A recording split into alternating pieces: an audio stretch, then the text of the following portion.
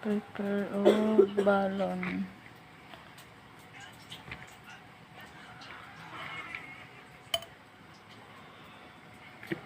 Para ni sa amo ang estudyante.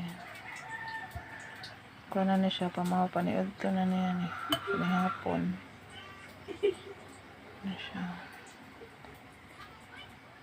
Kaya ni uli man siya gahapon sa iyahang banghouse kaya na siya daghang himuonon.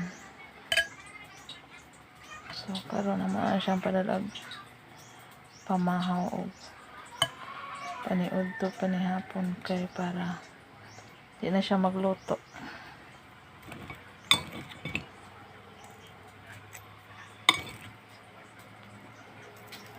Ala, hindi tignan na sa akong cellphone.